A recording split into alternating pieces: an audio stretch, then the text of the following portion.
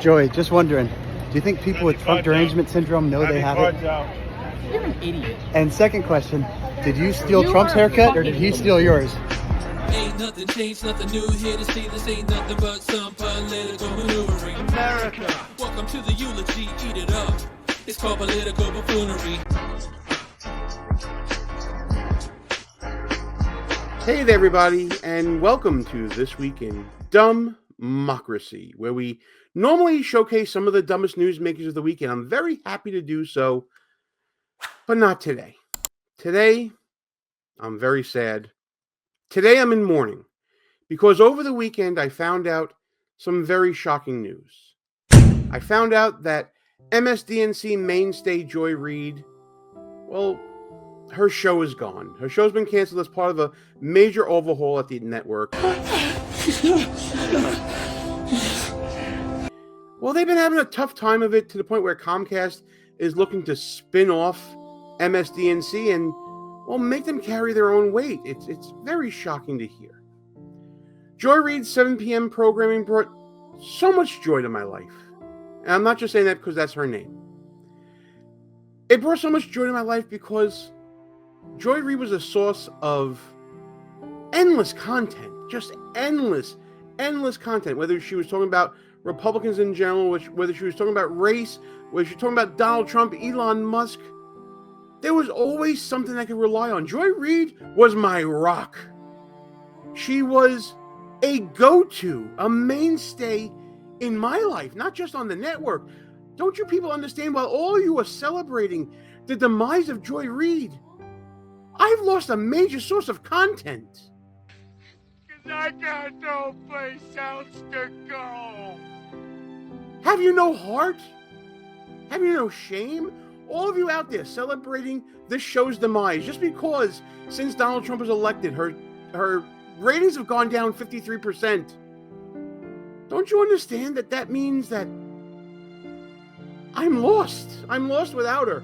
I don't know what to do. And worst of all, MSNBC is replacing Joy Reid, a balding black woman, with Alicia Menendez, Michael Steele, and another balding black woman, Simone Sanders Townsend.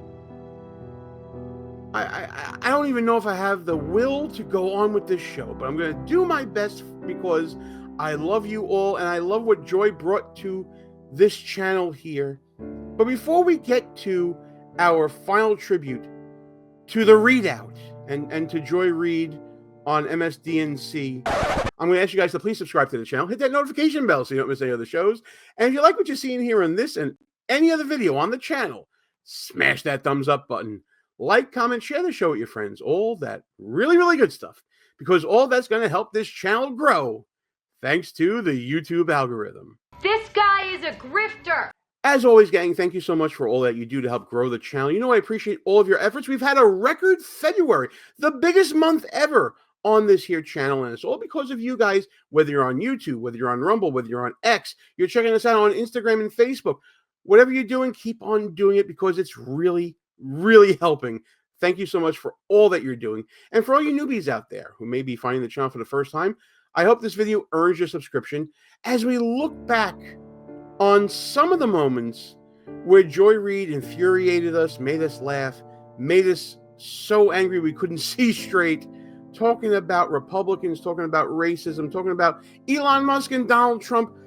Understand, I couldn't fit every single clip in there, but I hope I fit enough in to entertain you all one last time with our friend Joy Reid.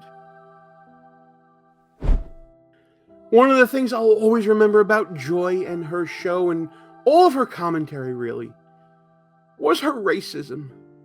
She was one of the biggest racists on TV. She was really one of the best at being really bad, being a really bad person. In fact, her racism directed towards white people was so prevalent that we got to see through a span of time, which includes different hairstyles, just how racist she was, as you'll see in these clips. In America, there's a thing about both white vigilantism and white tears, particularly male white tears. pearly white tears in general, because that's what Karens are, right? They Karen out, and then as soon as they get caught, it's like, green waterworks. White men can get away with that too. And it has the same effect. Even as the right tries to politicize the idea that masculinity is being robbed from American men by multiculturalism and wokeism, they still want to be able to have their tears. Damn it, Joy. Even now you mock me. I'm supposed to be eulogizing you and you're still coming at people like me. Why? What did I ever do to you? Did I stop you from going to Harvard? No. You got there on your own through affirmative action. Let me just be clear. I got into Harvard only because of affirmative action. Did I ever stop you from writing homophobic rants on your blog? No. That was you all along. Depending on who you believe, MSNBC anchor Joy Reid is either the victim of a sinister hack or someone with a long history of homophobic writings. The Daily Beast, which Reid herself writes for, reported claims by Joy Reid's cybersecurity expert fall apart, which led The Intercept's Glenn Greenwald to tweet, Joy Reid's own magazine published a scathing report proving the hacking tale she told is based on an utter farce. Despite that, we have Democrats today tweeting, I stand with Joy. Just spend a minute pondering what those Democrats are saying about themselves. Yet you still come at me because I'm a white male? Is that right? How can that be right, Joy? And why, oh why do you continue to go after white women as well? If you've been watching the news for the past few days or on Twitter or TikTok, you're probably familiar with the name Gabby Petito. But the way this story has captivated the nation has many wondering, why not the same media attention when people of color go missing? Well, the answer actually has a name, missing white woman syndrome, the term coined by the late and great Gwen Ifill to describe the media and public fascination with missing white women like Lacey Peterson or Natalie Holloway, while ignoring cases involving missing people of color. I don't know what you're talking about, Joy. I'm going to have Joy Reid missing syndrome going forward because of what those bastards at MSDNC did to you. And to your staff, by the way, who are being told that they're being laid off and have to reapply for new jobs at the network. That's just wrong. They should be able to keep on that gravy train, even though Comcast is spinning the network off.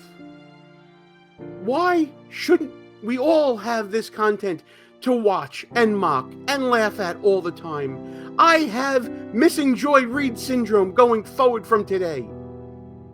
I'm going to especially miss how you treated race when it came to politics, especially when Kamala Harris was looking for a running mate. And you all knew that she needed a white guy, but she picked the wrong white guy according to you.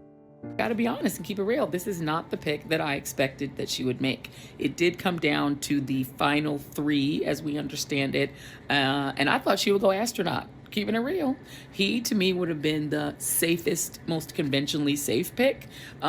White, super white, like mayonnaise sandwich on Wonder Bread, white. From a border state, he could have made a strong argument for her. Maybe I was wrong about you, Joy. Maybe you are okay with some white people as long as they are props in your political game. I guess I can accept that. But what I can't accept, and what I'll probably miss the most from you, is your unhinged view of Republicans like me. Not only just a white male, but a white male Republican like me.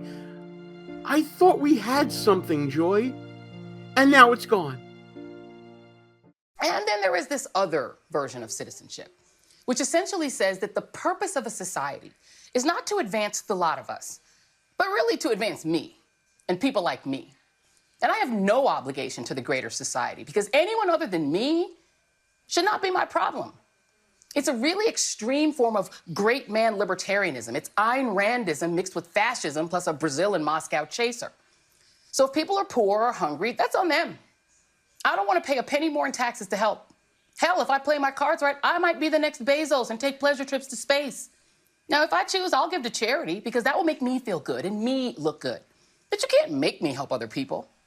It's a version of citizenship that depends not just on toddler-level selfishness, but on the existence of a group of special citizens who must always win and be appeased in order for things to be, quote, fair. And secondary citizens and non-citizens whose feelings just do not count. It's a society designed to make me, the member of the special citizen group, and people like me, feel good all the time. And who are these special citizens? Why, they're white so-called Christian conservatives who feel like this country was built by them for them. And so everyone but them needs to suck it up and let them have their way, or else.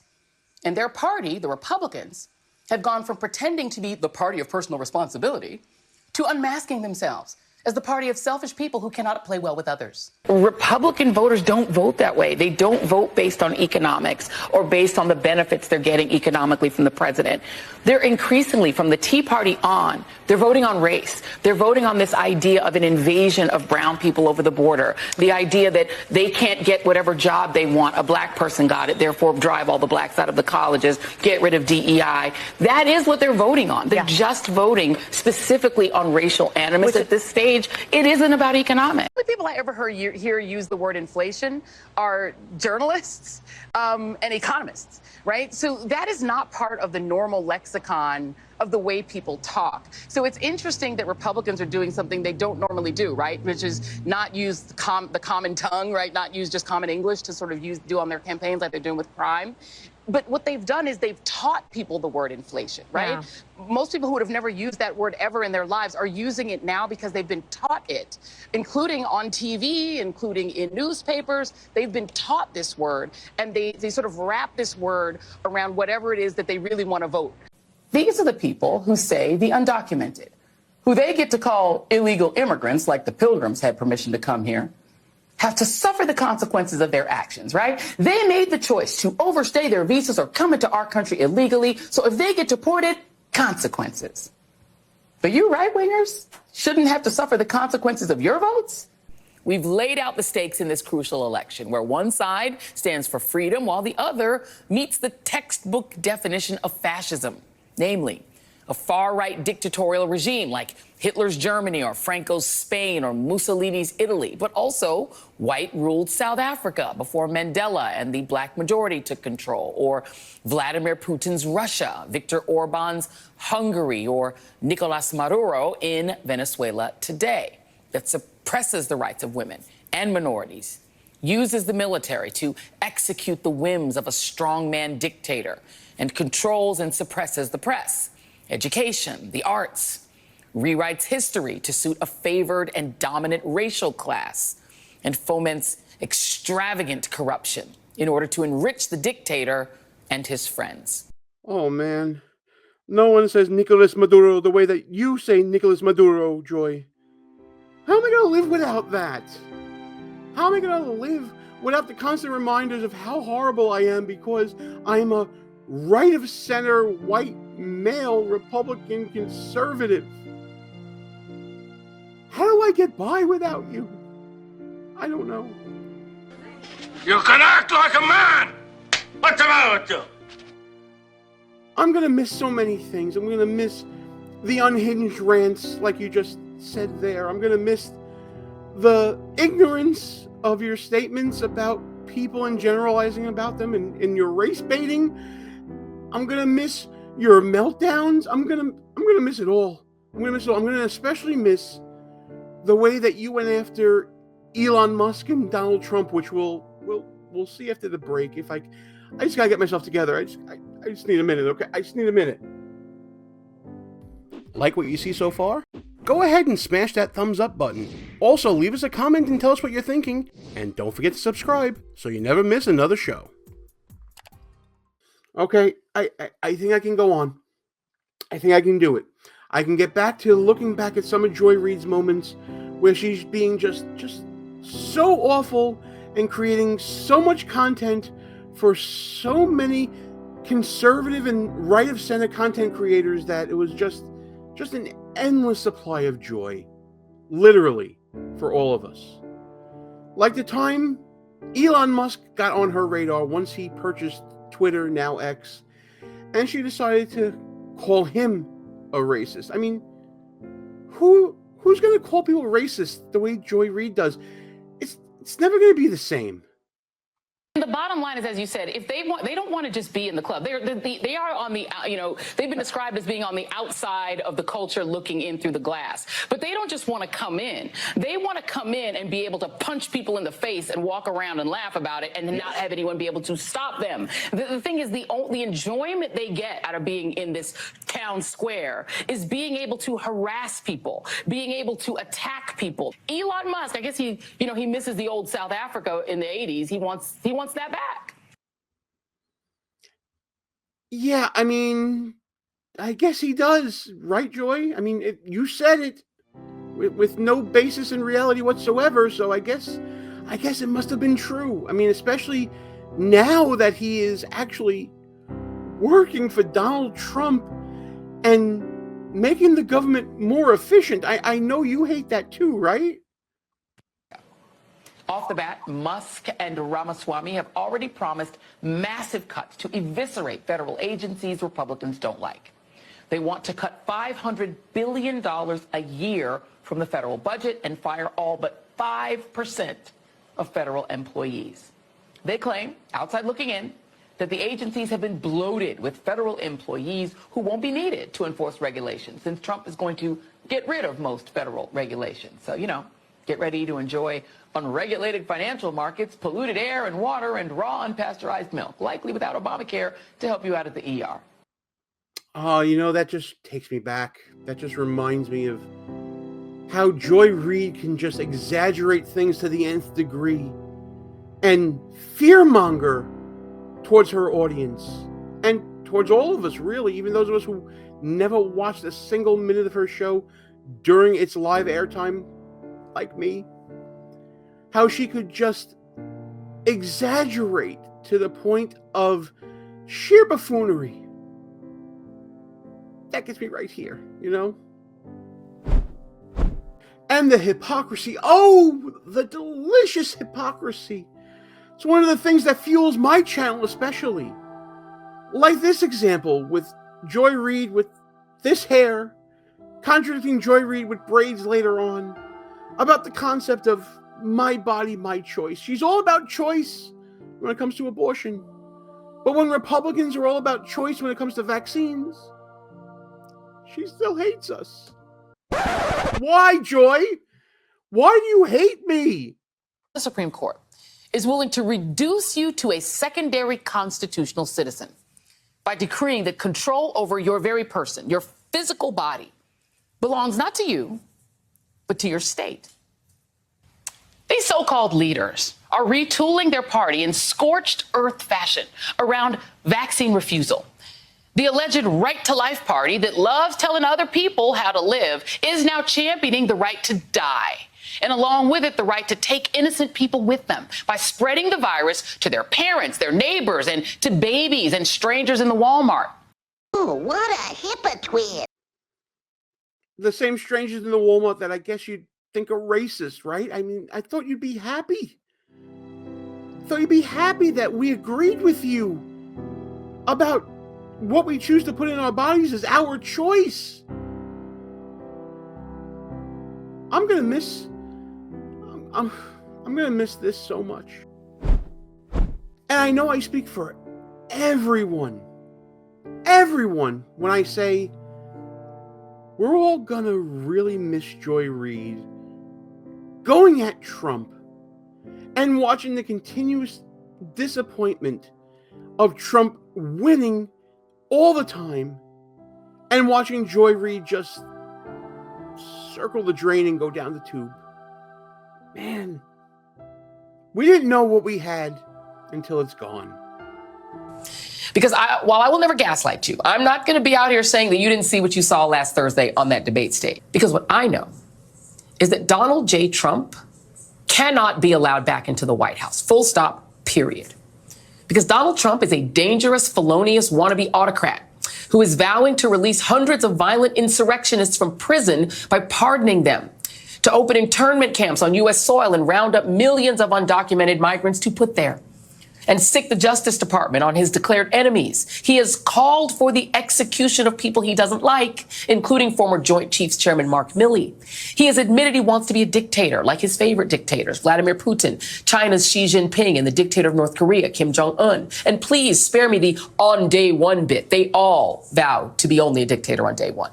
Donald Trump had one job. He had one crisis. He's saying, oh, all of these things were perfect. You had one crisis, bruh. It was called the pandemic. And you know what you did? You bollocksed it completely. You did so poorly at managing your sole crisis. The one hard thing you do, the reason he doesn't look old like Biden looks older, the presidency ages you when you do the job. Obama went gray because he was doing the work.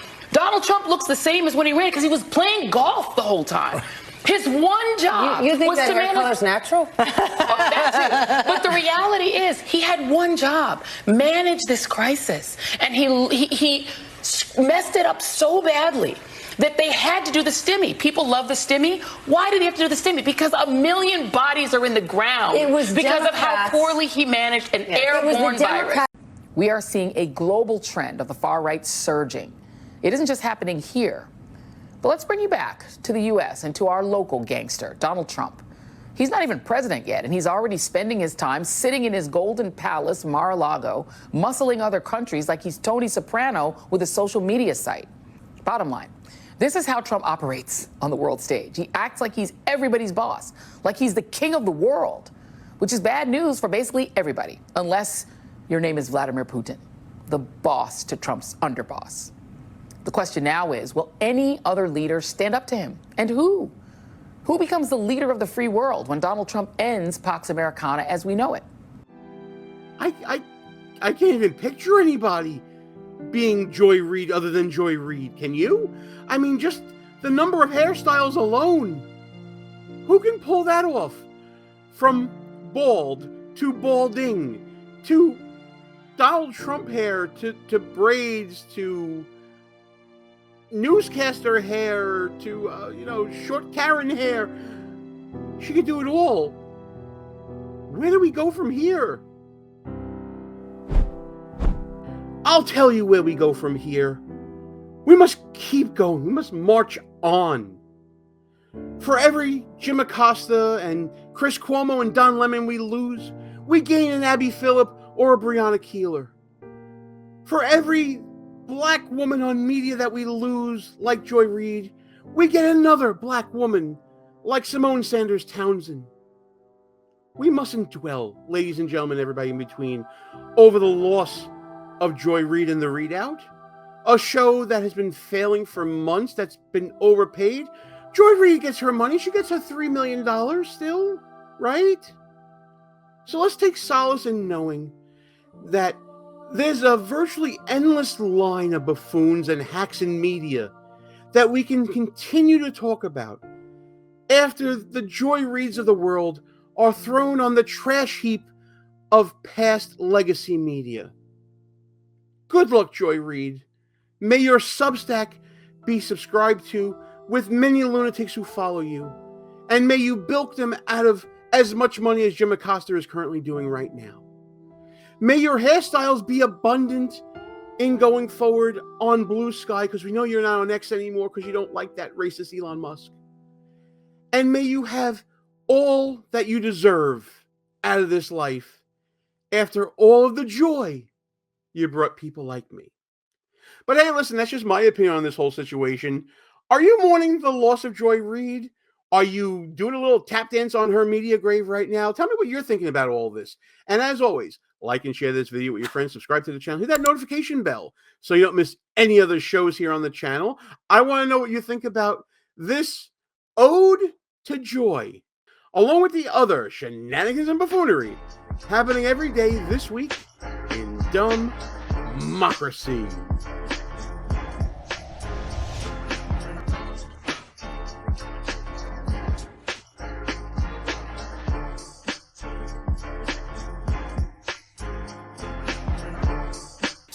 All views and opinions expressed here are not necessarily of the mainstream media and may offend some listeners. It's called political buffoonery.